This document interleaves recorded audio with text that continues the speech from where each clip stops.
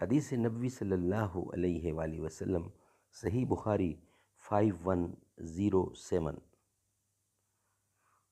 قال قال النبی صلی اللہ علیہ وآلہ وسلم، نبی کریم صلی اللہ علیہ وسلم کا ارشاد گرامی آپ کی خدمت میں بطور حدیث پیش کیا جا رہا ہے۔ ناظرین، ہم صرف ترجمہ پیش کرتے ہیں، عربی کی حدیث ضرور پیش کر رہے ہیں مگر تلاوت نہ کی جا رہی، صرف اس کا ترجمہ تلاوت کیا جائے گا۔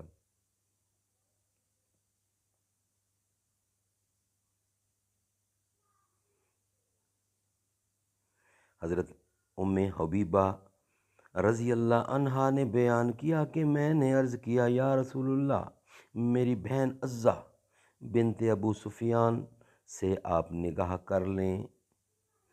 حضرت صلی اللہ علیہ وسلم نے فرمایا کہ اور تمہیں بھی پسند ہے؟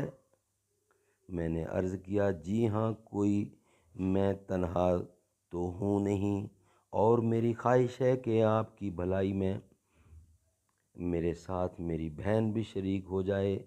حضرت صلی اللہ علیہ وسلم نے فرمایا کہ یہ میرے لیے حلال نہیں ہے۔ میں نے عرض کیا، یا رسول اللہ، اللہ کی قسم، اس طرح کی باتیں سننے میں آتی ہیں کہ آپ ابو سلمہ رضی اللہ عنہا کی صاحبزادی درہ سے نکاح کرنا چاہتے ہیں۔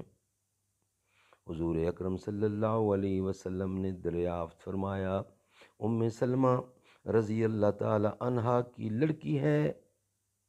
میں نے کہا، جی ہاں۔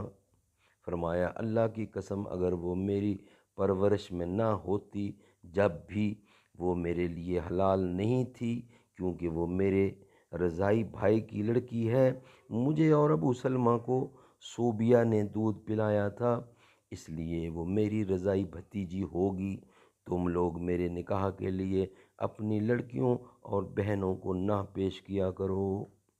صدق اللہ العلی العظیم وصدق رسولہ النبی الکریم ونحن علی ذلک من الشاہدین والشاکرین والحمد للہ رب العالمین۔